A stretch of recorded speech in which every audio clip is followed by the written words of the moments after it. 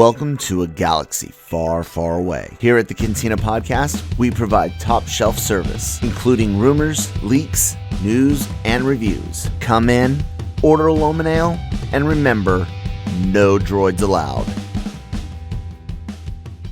Thank you guys for joining us here on the Cantina, the Genreverse Podcast Network's Star Wars podcast. All Star Wars all the time, kind of like in Fanboys in the dude's van where it's all Rush all the time. We are, of course, sponsored by the good folks over at Grow Generation. Make sure you guys check them out in the ad later on, and links down below. Genreverse Podcast Network is wherever you get your podcasts from: Google, Spotify, Apple, all that good stuff. Check out or follow us there, and if you're watching us on the YouTube channel, please do subscribe to the Genreverse Podcast YouTube channel. LRMonline.com, you can find all of that and more entertainment news, needs, and opinions. I'm Kyle Malone, joined by everyone today. We've got Cam Clark over in Scotland, and a little bit to the south of me in one of the Carolinas is Shockey. What's up, bud? Not too much, guys. Good to be back. Yeah, man, you're slacking on. No, I'm joking. You were busy. Had to go do other things, but I guess a housekeeping note: these two gentlemen are going to be helping me hold down the return of the Daily Cup of Genre on Tuesdays. So because I've got occupational therapy on those days, and Manny can't record as late as it would take for me to come back and do the show with him. But yeah, the Daily Cup of Genre is back, so you guys make sure you are following and subscribe to your us on the podcast apps or YouTube channel. I'm tired. I did Marvel Multiverse. I did Daily Cog. I got those edited and published and all of that. And now I'm here to talk about more Star Wars, because Manny and I touched a little bit on it earlier today. But I don't know, Cam, you and I also talked a little bit early this week. So why don't I throw to Shockey first on this? We heard from Beatty, the gentleman that wrote the story for the first of his planned Kenobi trilogy films. We heard him say things, about what made it all the way through, and including stuff with Reva. Mm-hmm. Sorry about that. My dad was trying to call. He's got some something going on. One second, let me text him on this. He has a bone tumor, and he's been getting some scans and things like that done, and he's probably just calling me to give me like an update. Doing a show. If you're not dying, I'll talk to you after. Just hold off on dying for another 45 minutes to an hour. If he calls again, that means he's dying, I guess. So, anyways, we heard a little bit about that, and I kind of wanted to see what you thought, what you felt about that whole idea that there was a trilogy of this Obi-Wan Kenobi story put out there, and also that things in the show is as important as Reva herself. I don't know if the name's stuck, but her character go all the way back to this dude's ideas. What do you think about that stuff, Shockey? I mean, it goes all the way back to like how bad Solo did in the performance of it. It really sucks that everything was based off of one movie and decisions going forward on that, because I really do think that after watching the show or the limited series on Disney Plus, that Kenobi probably would have been better off as a trilogy movie. I think that the story wise, because I do think that the way that it's chopped up in the Disney Plus series, it kind of left us with like too many questions, too many like, where is this going? Who's this? Who's that? Where when you sit down and watch a movie, you have those questions, but you kind of get almost all of them answered, and then you're like, okay, what's going to happen next in the second movie and so forth. But it goes back to like Bob Chapek and pushing Disney Plus streaming service, and so that's after watching this series, I enjoyed it. I think that for what we got from it, I'm happy with it. Are there things that I would change, or things that I wish they had done? Sure. I mean, everyone, when you look back at a lot of different movies, you wish you could have made some changes, or you have your own personal opinions on things. But yeah, it's weird, how, what was it, episodes 1, 2, 3, and then what was it, 6? No, it was 1, 2, and 6. 1, 2, and 6. Okay. Which, so 1, 2, and 6 were kind of strange because no, it's 1, 2, the 3, and 6. It is 1, Is it 2, 1, 3, 2, and 3, and 6 6? on Sorry. the direct. Yeah. Yeah. So that. Go for it, what's Cam. weird is that like he had this trilogy plan, but it seems like most of the story that we got in the Obi-Wan Kenobi show is based off the first movie of that First trilogy, episode, yep. not the sequels, because the way that tell you, you can sort of see where they've padded it out. If 1, 2, and 3, then 6 is him, you can see where they've kind of fitted and added things into that. I think so. So it'll be interesting to hear what his ideas were going even beyond that. I would guess. Yeah, I would guess that the second one would probably be the trials of learning how to become a Force ghost.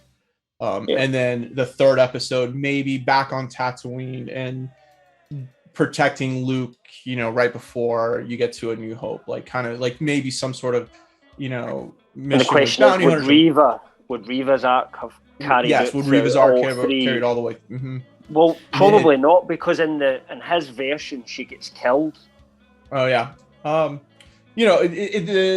somebody had mentioned in one of the comment sections, either Reddit or something, like, how did Kenobi know that Mos Eisley was the spaceport where the scum and villainy were going? So maybe that would have been the third movie or second movie dealing something with Tatooine on there.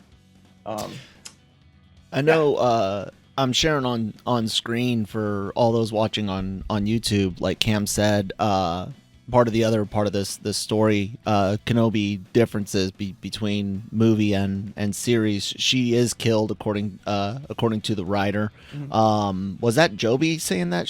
Beatty, yeah. No, and, but one of the things I found interesting I'm trying to get back to, there it is, when he talks about what the second movie would be about, he doesn't talk about the third at all, really. He says, so then the second movie was thinking about where Kenobi ends up, and one of the most powerful and probably the most powerful moment in all of Obi-Wan's story is that moment where he sacrifices himself in A New Hope. Mm-hmm. Great moment, makes you cry. But if you stop and think about it, it's a pretty sudden thing to just kind of go being fighting a guy to see Luke and go, I'm going to die. That to me, that required forethought. That required pre-acceptance, and that this was going to happen. That to me just screams, like you said, learning how to become a Force ghost, because he's like, I'm going to have to, eventually figure out a way to help Luke, even if I can't be there. And that leads him down that. Give up everything and be willing to just become one with the Force, because that's what's needed at the time, which is kind of what he does, and kind of where our headcanons went as fans, all those years. But it makes sense. It makes sense in terms of Obi-Wan's arc. Yeah, so this is like a speculation too, that like some people think that moment now, like, when he sacrifices himself, he sees both Luke and Leia together finally, like that could have been probably the overall arc of the trilogy episode. The first movie dealing with Leia, second dealing something, the third dealing with like Luke, or protecting Luke, and then you get A New Hope where it's like he finally is with Luke, and then Luke and Leia together is like mission complete type deal. I kind of always felt looking at that scene, it's the fact as well that he knows that Luke won't go away if he's there. He'll stay. Ben, he's kind of that's how I always seen it. Yep. And Obi-Wan's thinking, I'm going to have the last laugh here. He's 6 moves ahead in terms of what he's doing, but the main point is to not give Luke a reason to stick about, but to just piss off. And of course, the first thing he says to Luke after he's dead is, "Run, Luke, run."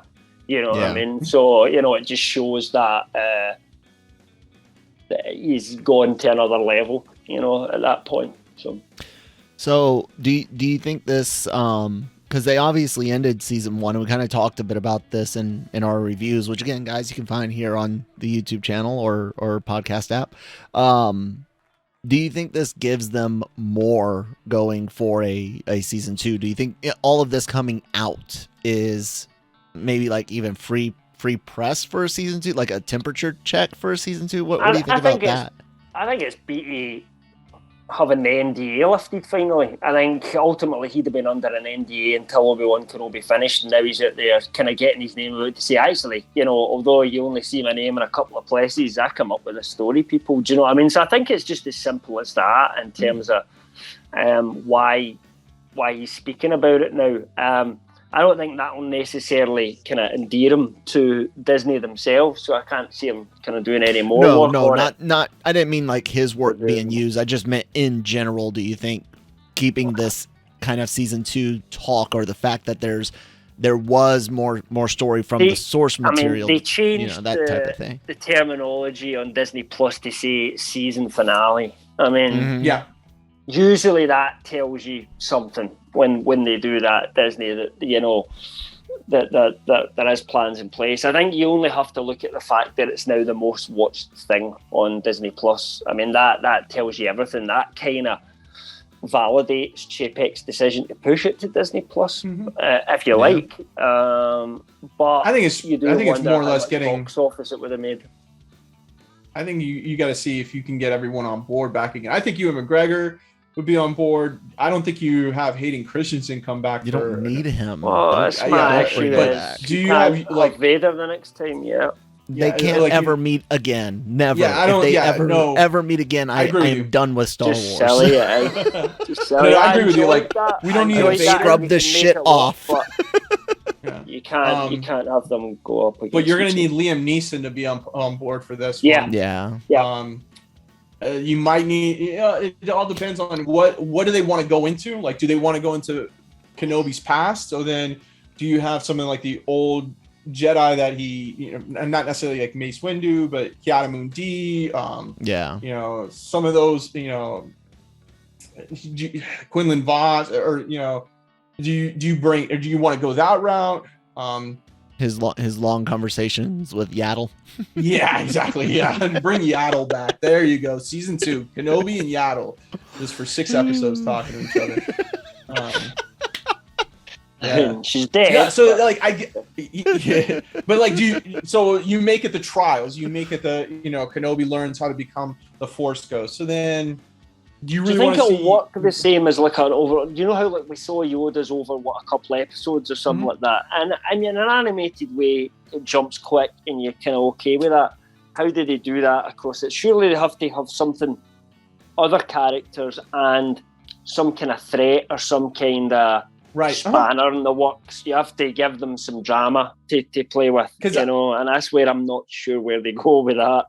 Exactly. That's why I kind of look with Kyle on this. Like, you don't need Hayden Christensen back because that arc is already done. When we leave Kenobi at the end of this season, he's at peace now. He understands that he's tried to save his friend. His friend, yeah. So if you go and do the trials with the wills, what would be that turning that issue or that conflict that he would have? And really, there's not much left. I mean, you could maybe throw Palpatine in there, but I wouldn't recommend that. No, Satine or whatever her name is, Sabine Wren's sister. Satine.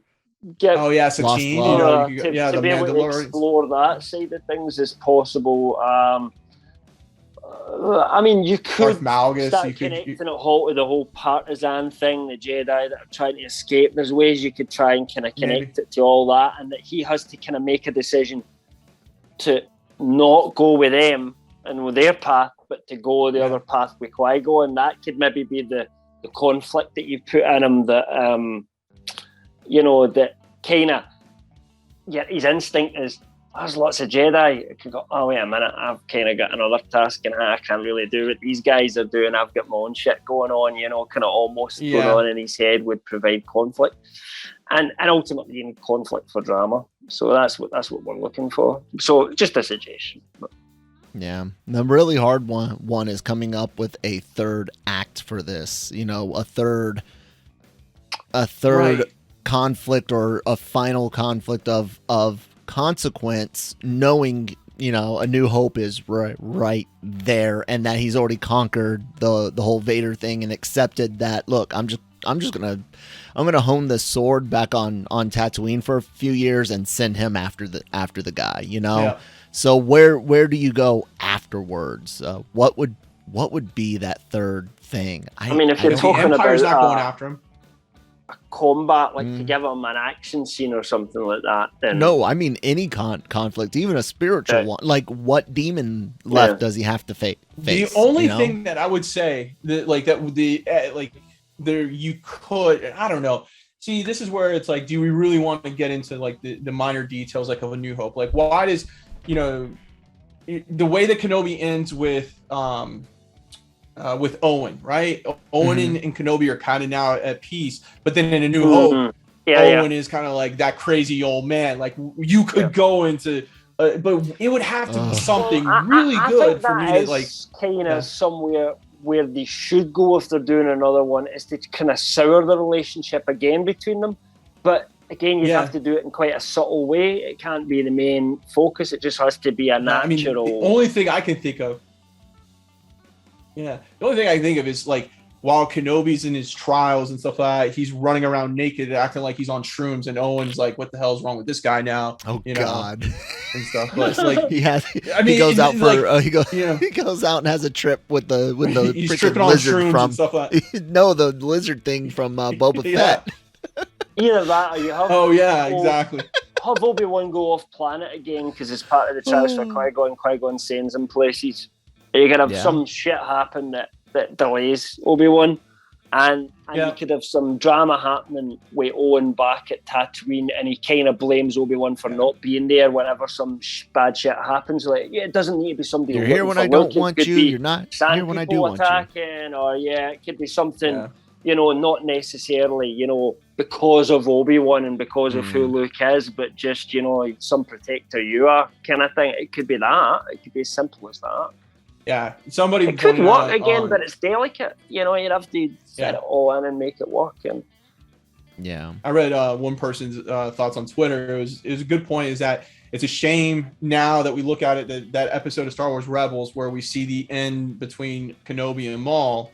That would have been the finale to the trilogy. You could have made that as so the third one you focus on Maul, and it's, let's say, majority of it is Maul on the hunt for Kenobi, and then you have that final climactic scene of between finally that resolution between Kenobi and Maul is done for, and moved on. Would we really want any adaptations of other stuff like that though? You know what I'm saying? I mean, I would be okay with it. I mean, like if we were talking, if you flipped it and did the third one as involved and they shot it just like for like, live action. Do you know what I mean? Almost just like it sort of matched up with what you were seeing in the show, but just in a live action way. I'd accept that if they were, but there has to be a reason for it. It can't be like season 3. Obi-Wan does his thing, goes back to Tatooine, and then in the last shot, Darth Maul stoats up, I found you finally, which is kind of what happens in Rebels. It just comes out of the blue. Yep.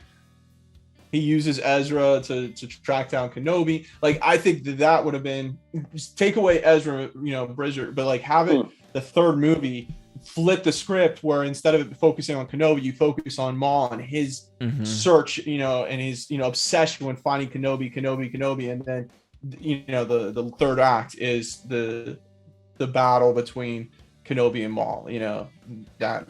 But again, what everybody loves about that battle is how one-sided it is, and that it takes 10 seconds, and you couldn't change that. So it's not very.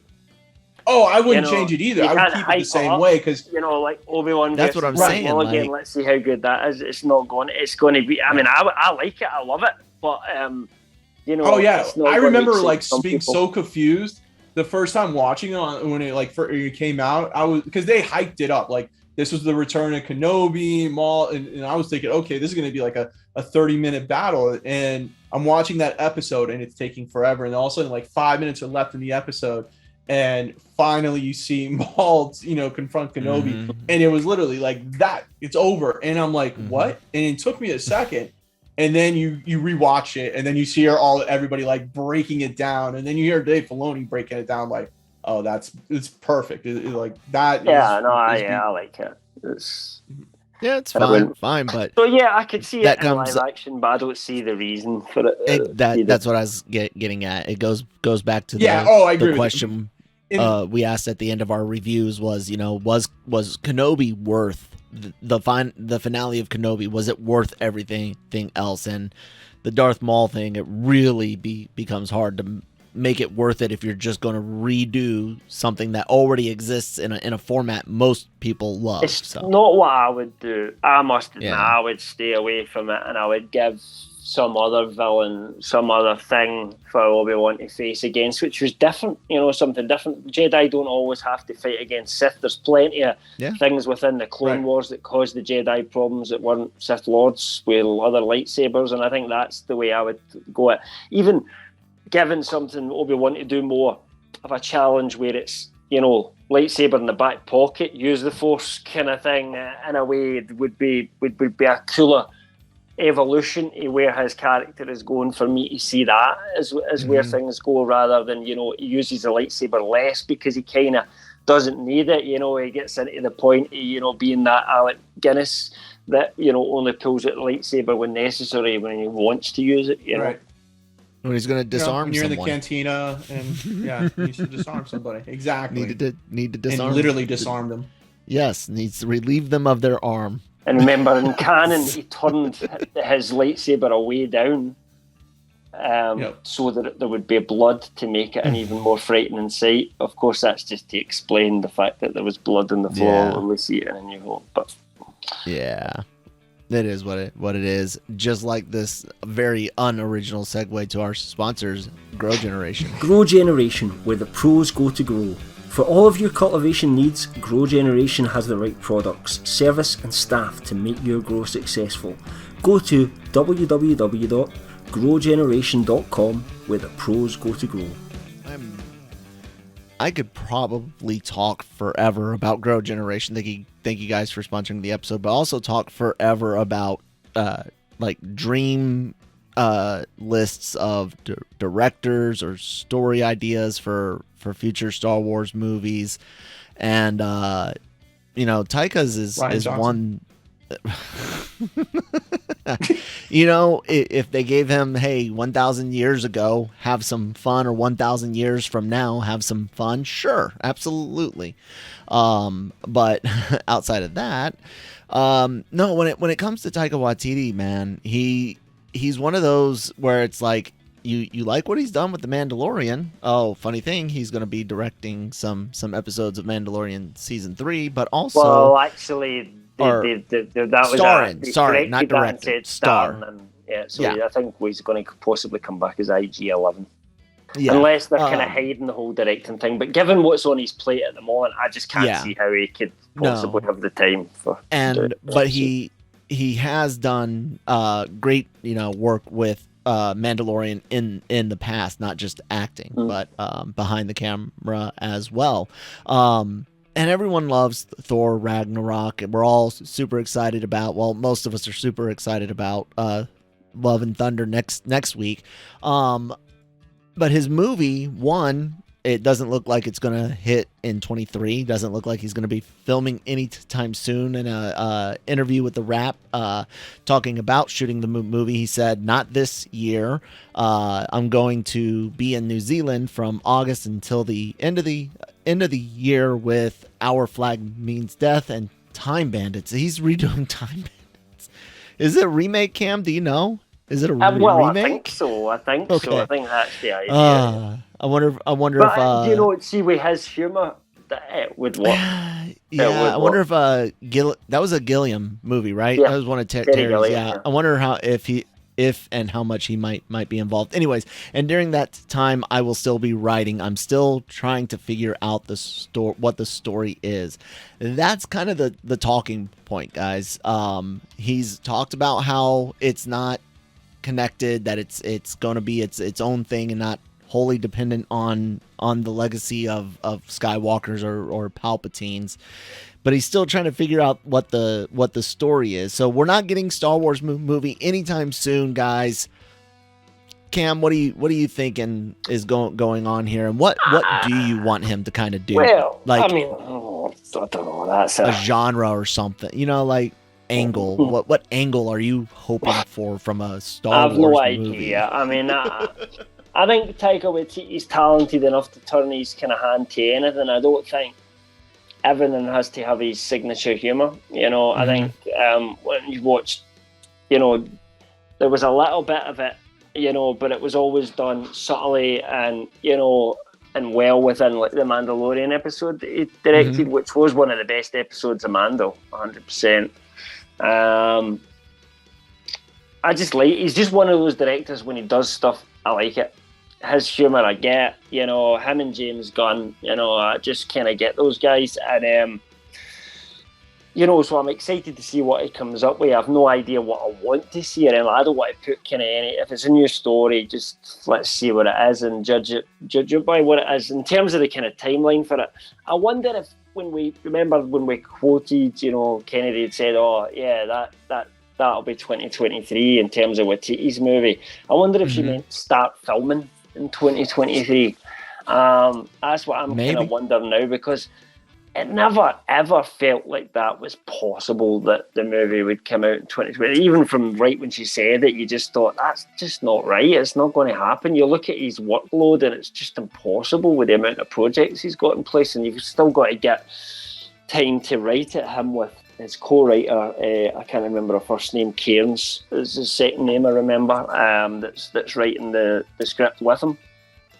I don't see it in your article right off the bat. It's not in there, no. Oh, okay. I think it's Waititi's story, but she's helping with the scripting duties on it for whatever reason. I think it's Kirsty Wilson-Cairns, off the top of my head, who's just co-writing the script with him. Anyway, so yeah, I mean, I really just see with these kind of things, I don't panic about it. Kirsty Wilson. I just think give him as much time as he needs. One of the worst things they did with the sequel trilogy was they rushed it. They just really rushed it, and they pushed everything out to get a product out there, and it wasn't very good. I'd rather give Taika as much time as he needs to really get a story right before push and go on the camera button. And really do it justice, if this is going to be the kind of next foundation of a new story that goes somewhere else, for sure. What about you, Shaki?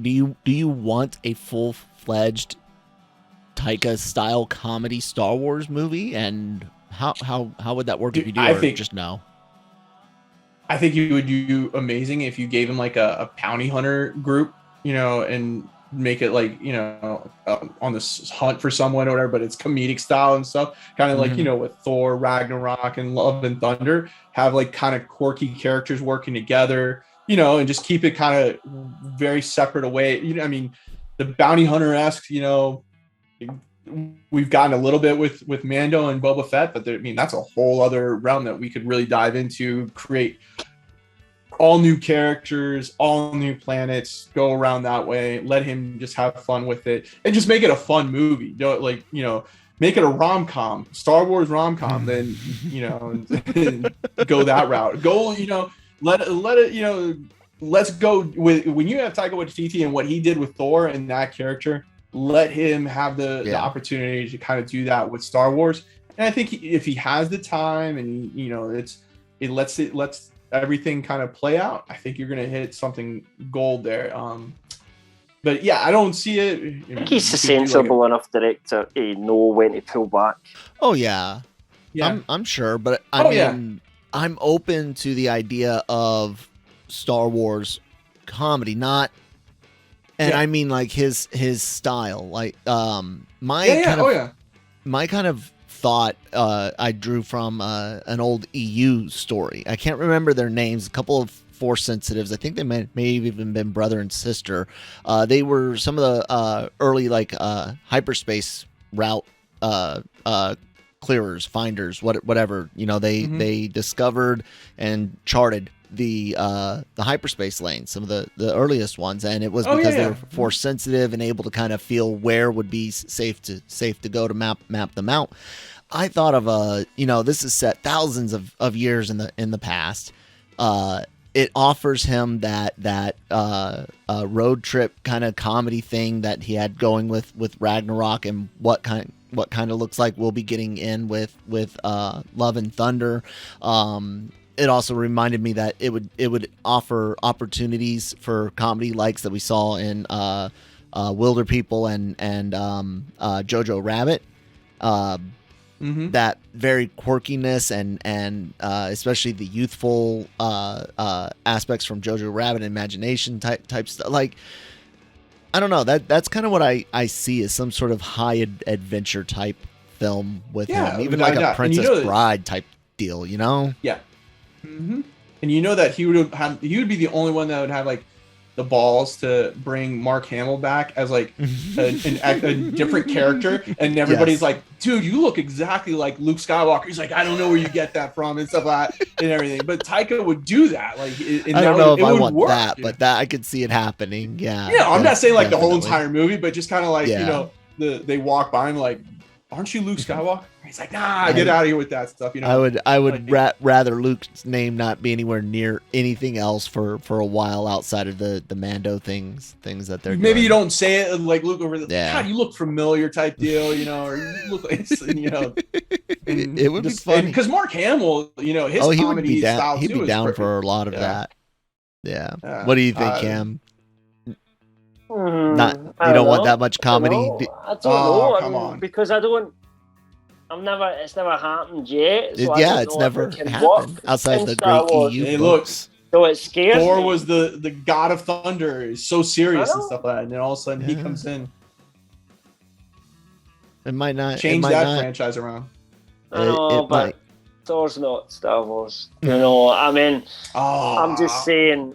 I'm not. I mean, I'm absolutely up for whatever Taika comes up with, and I'll give it a chance. I just think there has to be some weight and some emotion. It can't just be like crazy. Like let's see what shit we can come up with. Like, what if it's like a buddy cop movie? But if it's not dealing with, like I said, if it's a part of the Star Wars universe that's not about the fate of the galaxy. That seems to be the next. That was what the EU was all about. Yeah, I loved it. Yeah, I loved it. I don't need the galaxy to be in danger for everything. A new era, you know, it's a new story. You know, it's got to go somewhere eventually. You know, surely it's not buddy just cop taking movie and then say, all right, glad you enjoyed that.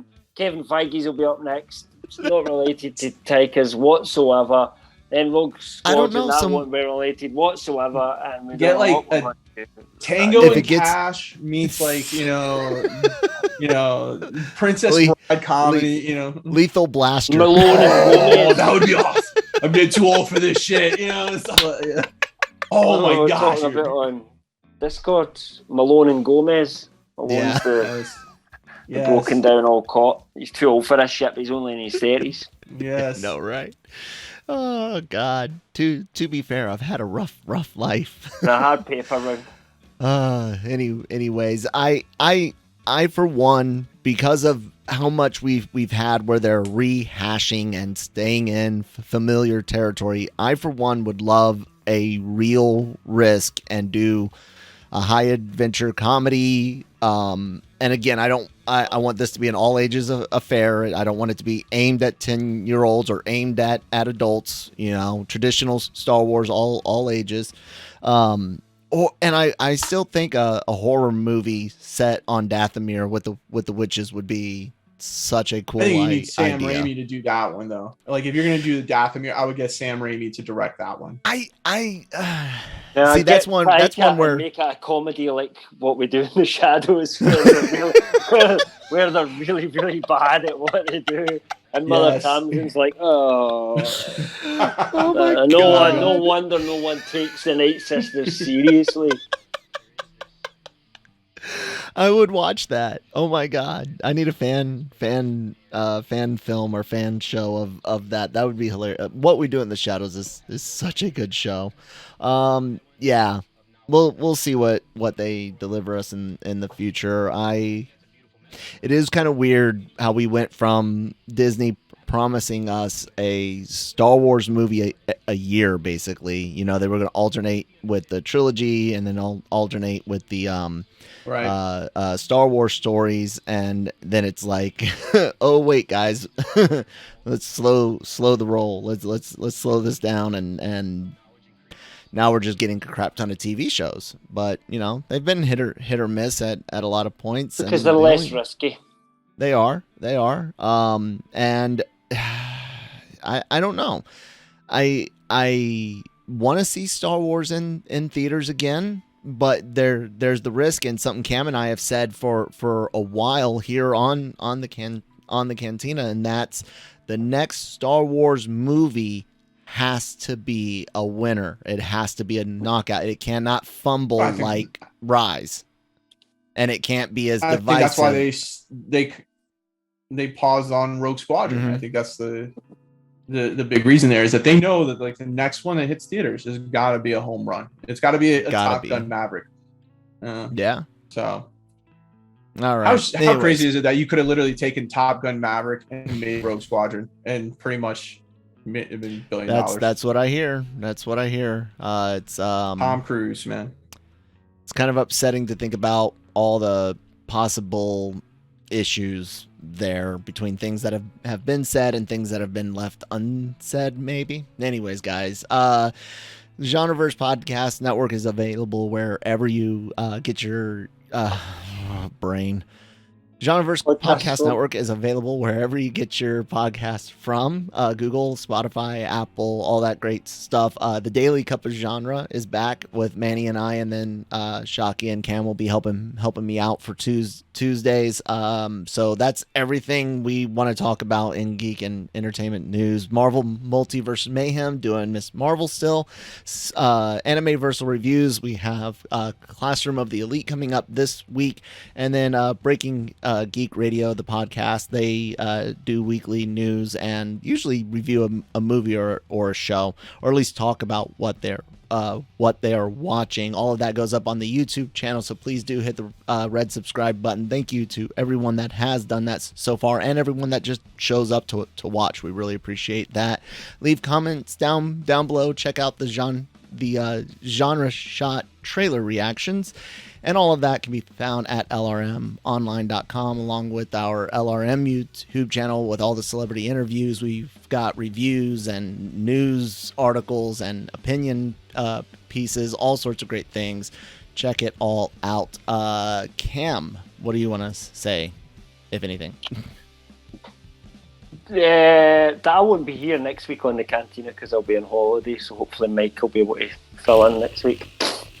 Other than that, reach out if there's anything you want to chat to us about. We're on Twitter at LRM_Cam, or please jump over to our Discord server where the LRM and Genreverse team, we're all talking about all the movies, the games, all the shit we're watching on TV, and the other readers are joining in as well. And yeah, we've just got a place for posting memes as well, because why the fuck not? You know, why not? And sometimes we create crazy scripts involving Kyle and Manny. There you go, doing some crazy shit. You know, we just get crazy on there. So why not join us?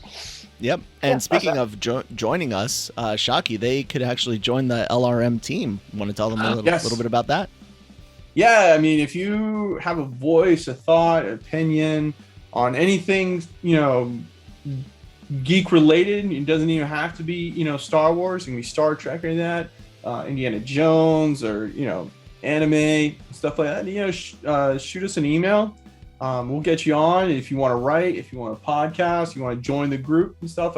We're looking to grow, and we want to grow people with, you know, different opinions and be willing to talk about it. So send me an email or send me a message on Twitter at LRM_Shockey, and, you know, we can get that started. It'd be great to have you guys join on. Absolutely. That's it for this week, guys. We'll talk to you next time. May the Force be with you.